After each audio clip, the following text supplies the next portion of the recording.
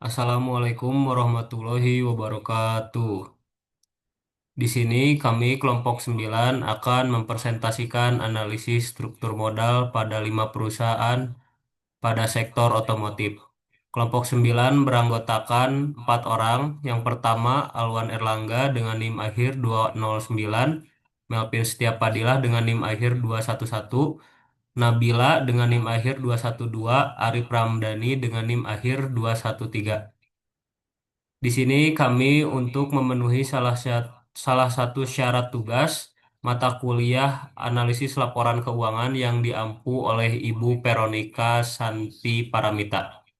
Baik, presentasi akan mulai yang akan dibacakan oleh Arif Ramdhani.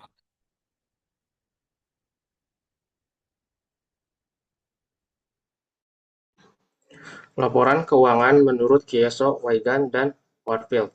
Laporan keuangan adalah sarana utama yang digunakan perusahaan untuk mengkomunikasikan informasi keuangannya kepada pihak eksternal seperti investor dan kreditor. Menurut Munawir 2010, laporan keuangan adalah hasil akhir dari proses akuntansi yang merupakan ringkasan dari transaksi keuangan yang terjadi selama satu periode. Jadi dapat disimpulkan, laporan keuangan merupakan alat utama yang digunakan perusahaan untuk menyampaikan informasi mengenai kondisi dan kinerja keuangan kepada pihak eksternal seperti investor dan kreditor. Laporan ini menggambarkan hasil akhir dari proses akuntansi dalam suatu periode tertentu dan menjadi dasar penting dalam pengambilan keputusan ekonomi. Selanjutnya, dilanjutkan oleh rekan saya.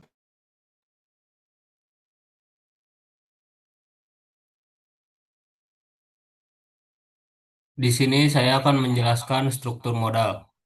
Menurut jurnal Husnan dan Pujiastuti tahun 2012, struktur modal adalah perbandingan antara utang jangka panjang dengan modal sendiri yang mencerminkan sumber pembiayaan jangka panjang perusahaan. Menurut jurnal kedua yaitu Kashmir pada tahun 2014, struktur modal adalah perbandingan antara utang dengan modal sendiri yang digunakan perusahaan untuk menjalankan kegiatan operasionalnya. Struktur modal merupakan perbandingan antara utang dan modal sendiri yang digunakan perusahaan sebagai sumber pembiayaan jangka panjang untuk mendukung kelangsungan operasional dan kegiatan bisnisnya. Selanjutnya akan dilanjutkan oleh rekan saya Melvin. Selanjutnya ada sampel dan populasi menurut Sugiono tahun 2019, yang dimana populasi adalah wilayah generalisasi yang terdiri atas objek atau subjek yang mempunyai kualitas dan karakteristik tertentu yang ditetapkan oleh peneliti untuk dipelajari dan kemudian ditarik kesimpulannya.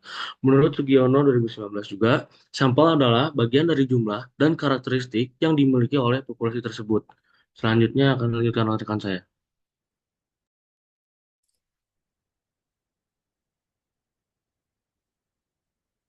Pada slide ini ditampilkan beberapa perusahaan yang bergerak di sektor otomotif, baik dari dalam negeri maupun luar negeri yang memiliki peran penting dalam industri otomotif di Indonesia. Nah, di sini kami mengambil 5 perusahaan. Yang pertama ada PT Astra International Tbk, lalu yang kedua ada Toyota Industry Corporation, lalu yang ketiga ada PT Yamaha Indonesia Motor Manufacturing, lalu yang keempat ada PT Selamat Sempurna Tbk, dan yang kelima ada PT Bintrako Dharma Tbk. Selanjutnya, di slide ini menampilkan hasil dari analisis deskriptif terhadap 25 sampel perusahaan di sektor otomotif. Nah, dari analisis terhadap 25 sampel ini diketahui bahwa variabel current ratio, ROA, ROI, dan DER memiliki nilai standar deviasi yang tinggi, yang menunjukkan adanya penyimpangan data yang besar antar perusahaan, misalnya nilai standar deviasi, current ratio mencapai 166, 50,755, yang jauh dari nilai rata-rata 285.842,76, menandakan bahwa data current ratio sangat bervariasi. Selanjutnya akan dilanjutkan oleh rekan saya.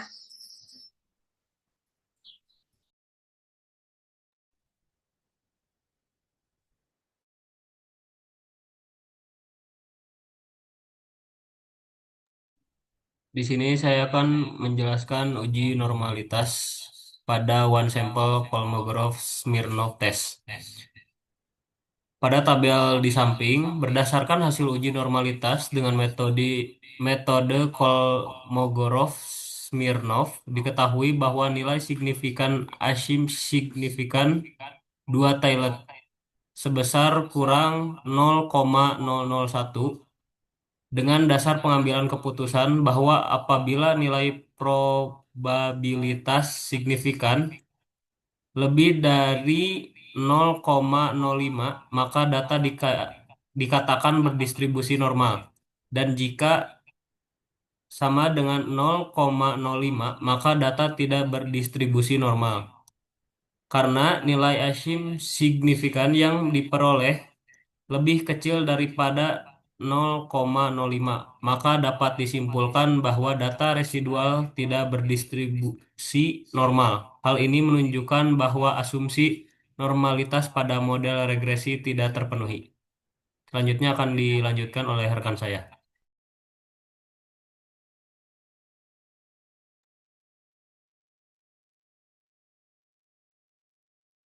Nah, selanjutnya di sini ada uji multikoliniaritas yang dimana berdasarkan tabel convergence di atas, uji multikoliniaritas menunjukkan adanya masalah multikoliniaritas yang signifikan. Hal ini terlihat dari nilai variansi inflation factor atau VIF untuk variabel ROA dan ROI yang jauh lebih besar dari 10, 62,384 dan 60,994. Nilai FIF yang tinggi mengindikasikan bahwa terdapat korelasi yang sangat kuat antara variabel independen ROA dan ROI dalam model regresi. Kondisi ini dapat menyebabkan estimasi parameter regresi menjadi tidak akurat dan tidak reliable. Selanjutnya akan dijelaskan oleh rekan saya.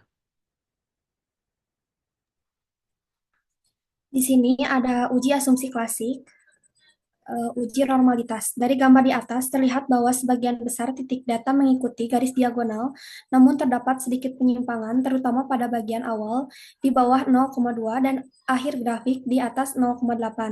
Sehingga dapat disimpulkan bahwa residual dapat dianggap mendekati distribusi normal, meskipun terdapat penyimpangan kecil. Penyimpangan tersebut kemungkinan tidak signifikan dan dapat disebabkan oleh outlier atau variabel lain yang memengaruhi distribusi. Selanjutnya akan dilanjutkan oleh rekan saya.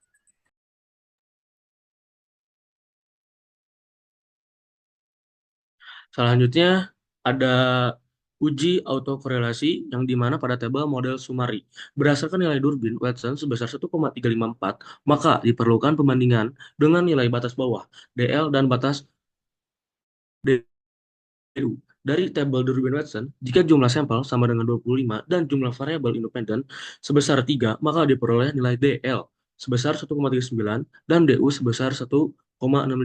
Nilai dari tabel Durbin dan Watson. Karena D 1,35 kurang dari DU 1,65 dan D 1,354 lebih besar dari 1,39. Maka posisi nilai Durbin Watson berada di antara DL dan DU, yang berarti hasilnya inkonklusif.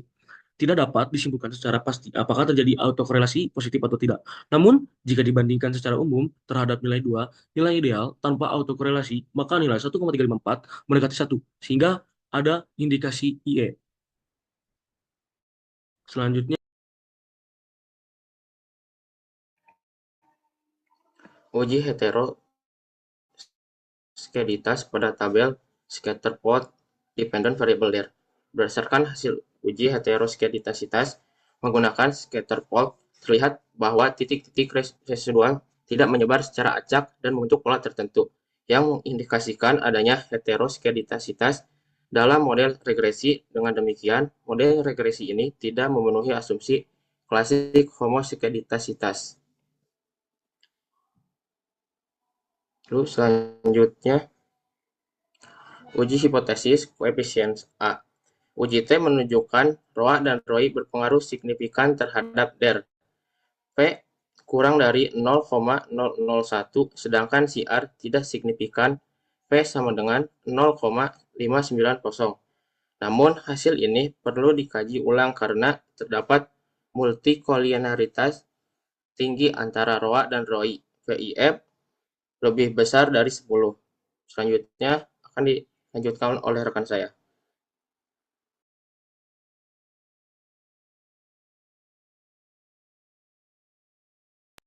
Selanjutnya ada koefisien determinasi pada model Sumari, yang dimana berdasarkan output model Sumari diperoleh nilai R square sebesar 0,516 dan adjusted R square sebesar 0,447, yang menunjukkan bahwa sebesar 51,6% variabilitas DER dapat dijelaskan oleh variabel independen, yaitu ROI, CR, dan ROA. Sisanya sebesar 48,4% dipengaruhi oleh faktor lain. Di luar model regresi ini, nilai adjusted R square sebesar 0,447 memperlihatkan bahwa meskipun ada tiga variabel independen, model tetap cukup stabil dan tidak mengalami overfitting. Sementara itu, nilai Durbin Watson sebesar 1,354 dibandingkan dengan nilai DL sebesar 1,4464 dan 4 DL sebesar 2,5536 menunjukkan bahwa karena D lebih kecil dari 1,354 dan lebih kecil juga dari 1,4464,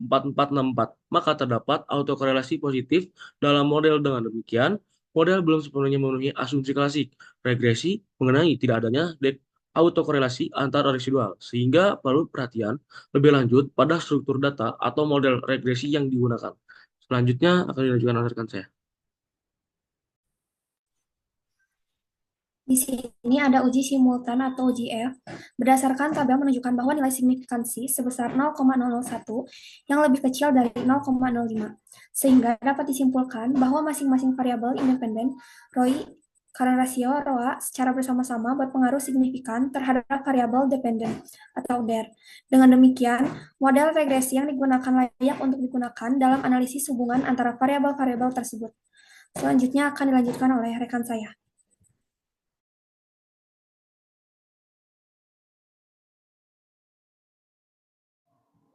Uji parsial uji T. Berdasarkan uji T parsial, hanya ROA dan ROI yang berpengaruh signifikan terhadap DER, karena nilai sig kurang dari 0,05 variabel CR tidak berpengaruh signifikan. Sig lebih besar dari 0,05, namun adanya multikolinearitas yang tinggi, VIP lebih besar dari 10 pada model. Selanjutnya akan dilanjutkan oleh rekan saya.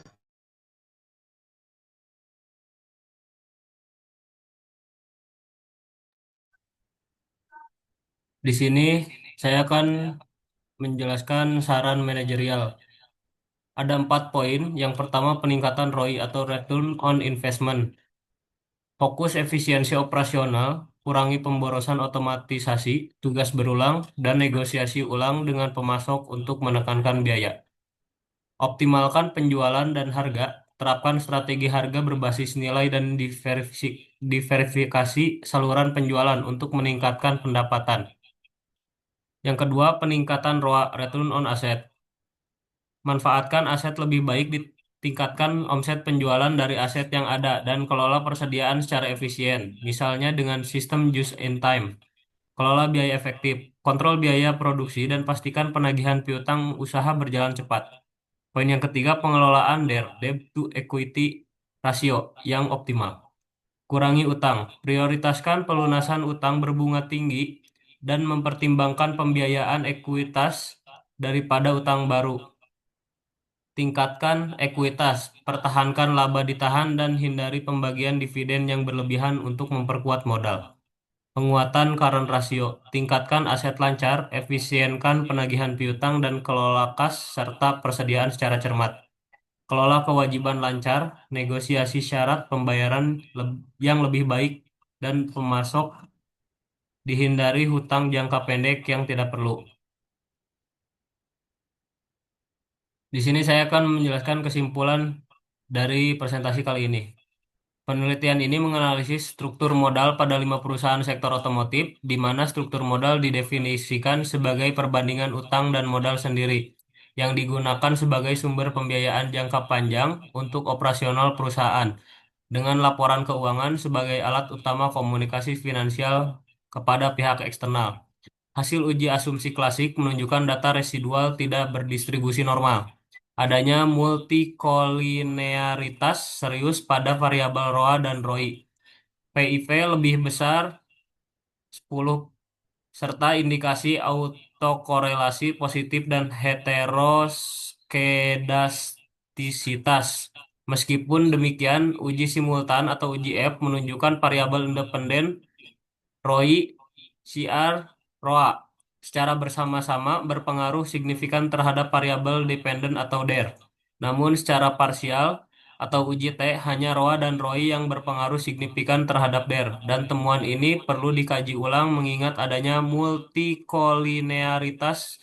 Model regresi mampu menjelaskan 51,6% variabel variabilitas DER, dengan sisanya dipengaruhi faktor lain. Saran manajerial meliputi peningkatan ROI dan ROA melalui efisiensi operasional dan pengelolaan aset, optimalisasi DER dengan mengurangi utang dan meningkatkan ekuitas, serta penguatan CR dengan efisiensi penagihan piutang dan pengelolaan kewajiban lancar.